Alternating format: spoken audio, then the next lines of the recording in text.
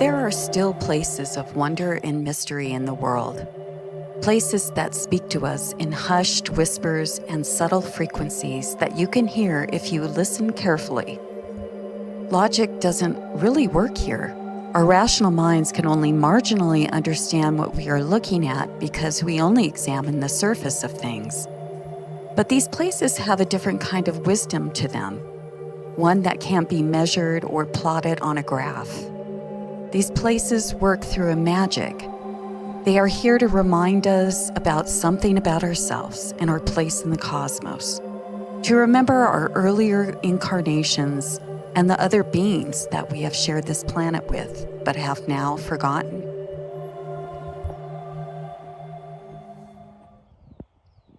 Today we are at Amaru Marca Wasi, which means in Quechua, the house of the cave snake.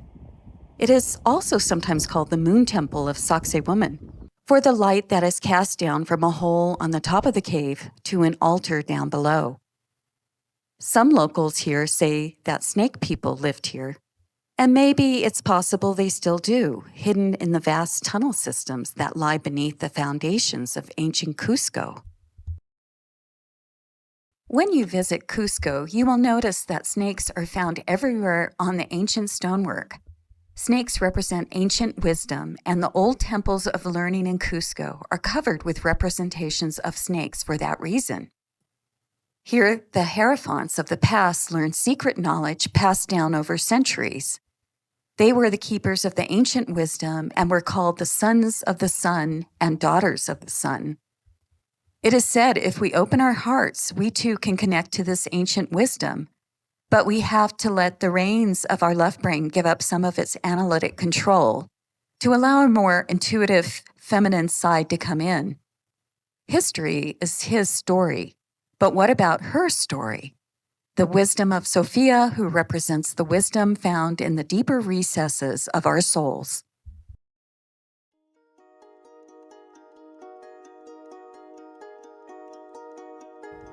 And here we can see examples of different types of animals. Though I can't quite make out what exactly this is. It kind of looks like an alligator or a crocodile.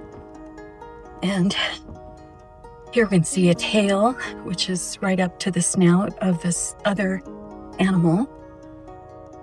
And here we can see the tail of the snake and the head right here.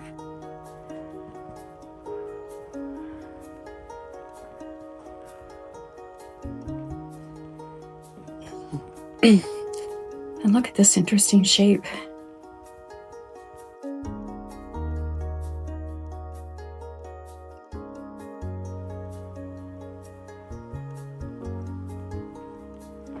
Here we can see an example of vitrification.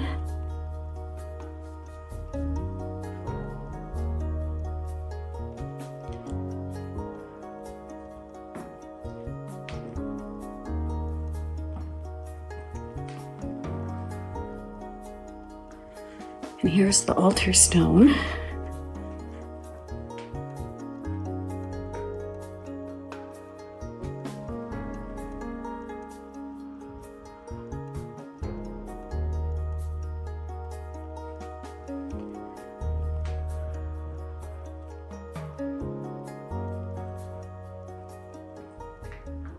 Not sure why, but there's a lot of light being reflected here.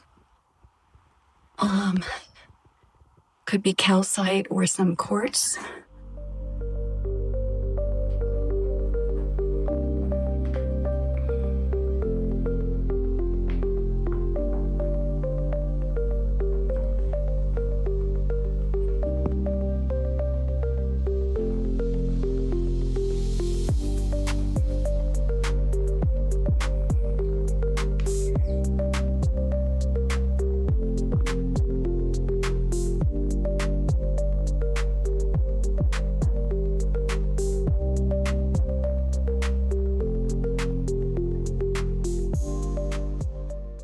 Now we are on top of the huaca, and we can see some of the typical Hanan Pacha formations with various tiered platforms, niches, knobs, recessed chambers, irregular shapes. And soon we will see some animal forms as well.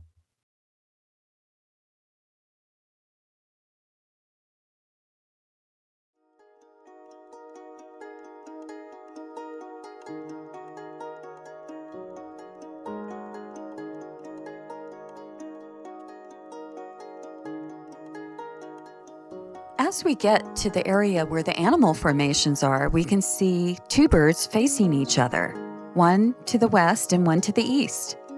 Though interpretations differ, I have noticed, I have heard from one local Quechua guide that these birds represent Hanan Pacha, the higher worlds, and the pumas around them, Kai Pacha, our present world.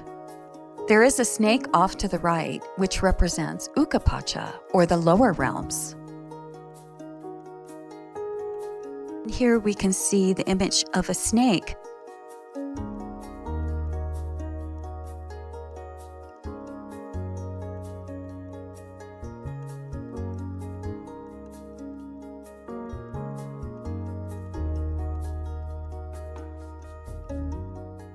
You can see the two back legs here, the body, but the head is missing.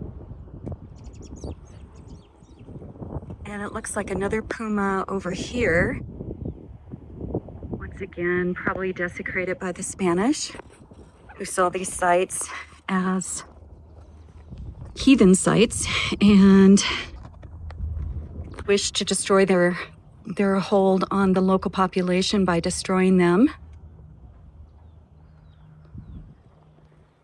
And down below, we can see the Inca sites.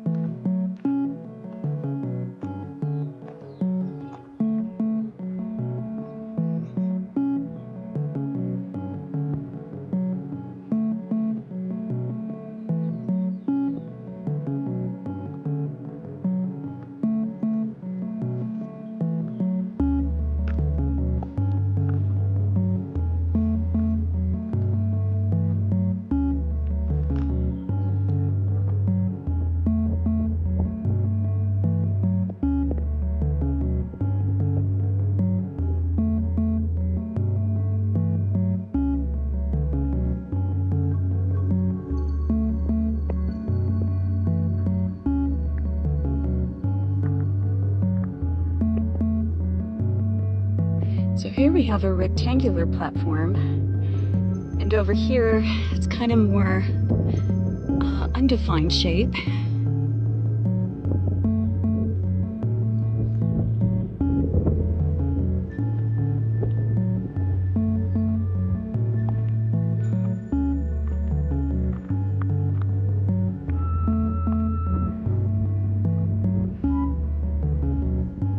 You can really see the erosion on this rock, like it's been here forever. So question, guys. What is this? What is creating these forms in these rocks?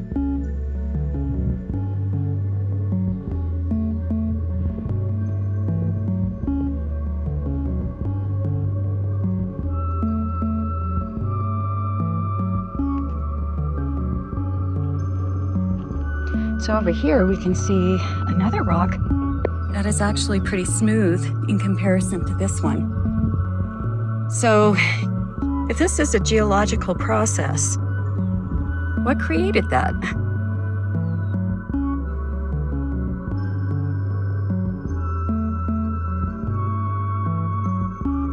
Then we come to this fascinating rock, which to me has kind of a dragon feel to it. Are we seeing a representation of a serpent here? As we go around the stone, we see two niches formed in the rock facing the north. The north in Andean spirituality represents wisdom, meditation, and integration. And the Norse totem animal is the hummingbird, who tirelessly flies to drink from many flowers and hovers with ease and grace, embodying the journey of transformation and the pursuit of new possibilities and knowledge. In the eagle and condor prophecies, the north is represented by the eagle and the path of intellectual knowledge and a mind-based approach to reality, while the south represents a more heart-based indigenous wisdom. Both birds flying together represent a balanced approach to human evolution. Though we don't know exactly how these niches were used in the past, maybe it is possible that they were used as meditation areas to integrate these ancient concepts.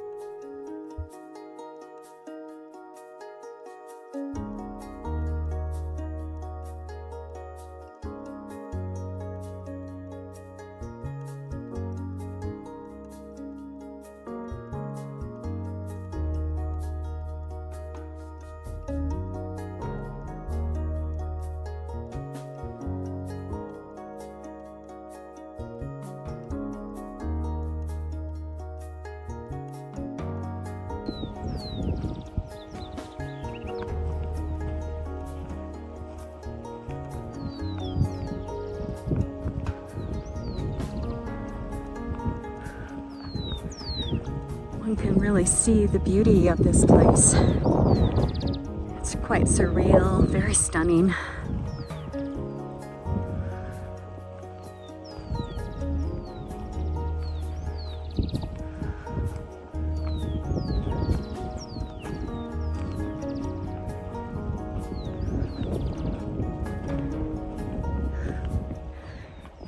There's a lot of piles of this gray rock, which looks the same as the stuff that is composed of the Hanan Pacha.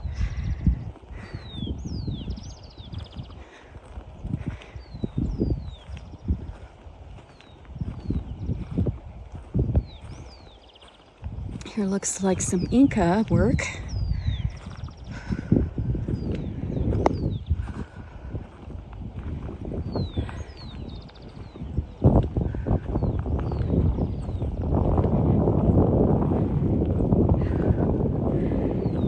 We are coming to 3 recessed niches here.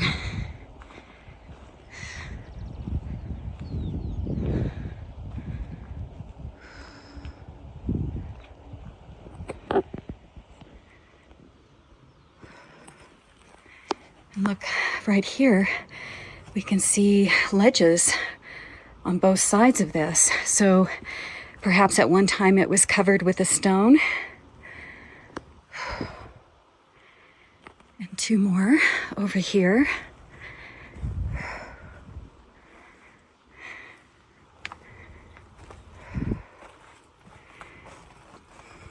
And this one goes in pretty deep.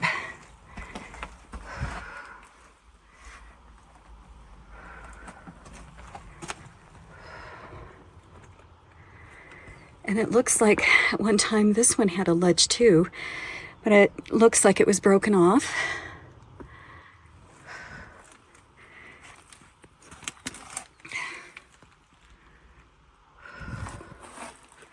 And over here, we find a really strange rock with a concave hollow. And not sure exactly what this was for, but it seems like it might have been concentrating some energy here. Definitely looks formed.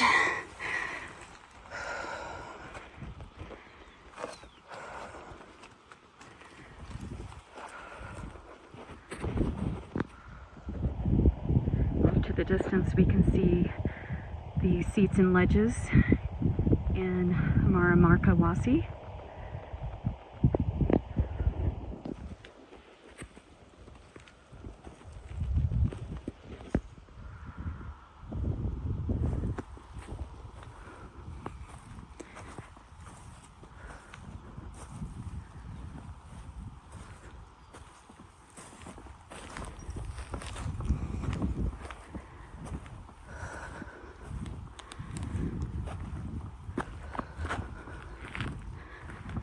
That's definitely an interesting shape right here.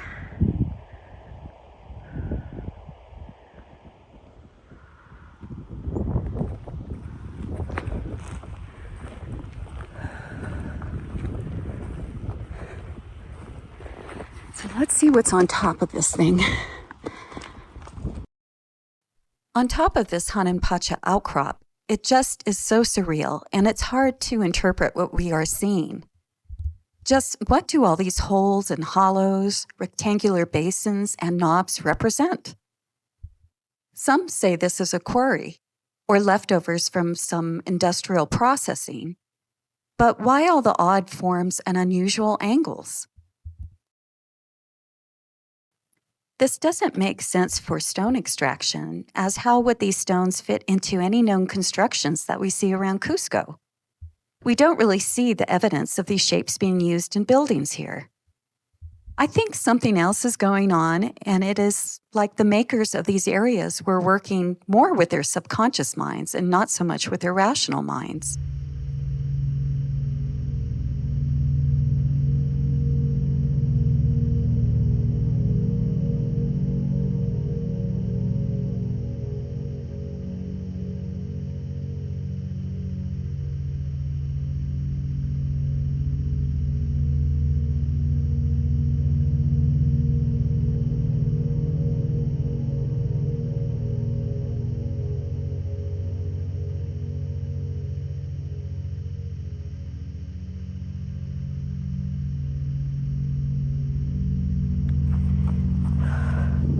Look at how this is rounded on the outside with a slight slope and a little knob on top. Definitely looks like it was a geopolymer. It looks like there's a different kind of material that is making this Intihuatana, or this, I don't know if it's an Intihuatana, but that means hitching post of the sun here in Peru. Once again, odd striations in the stone, what looks like fingerprints, all the typical stuff that one sees on this Hanan Pacha rock. Okay, I'm going to try to go down a little lower.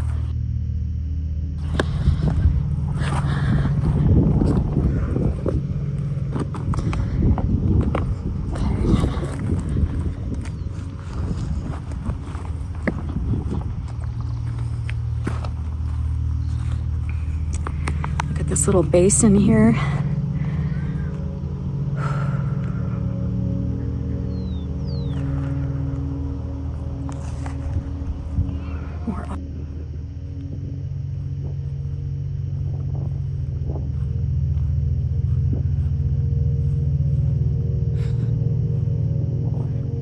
So here's another interesting huaca, very close to the huaca of Amaru Marca Wasi. And we can see how so many of them are built on waterways or springs.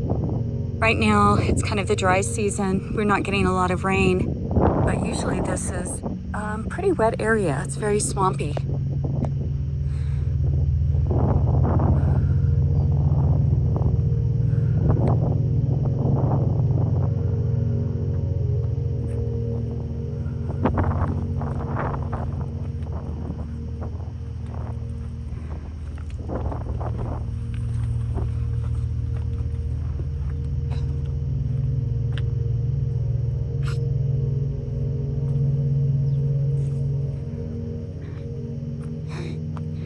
And here we can see a place where somebody was doing an offering. Thank you for joining me on this journey to Amaru Marca Wasi. And stay tuned for next week's episode, where I will be showing pretty convincing evidence of geopolymer or artificial stone use to create these huacas. Wishing you happy travels and joy-filled holidays, everyone.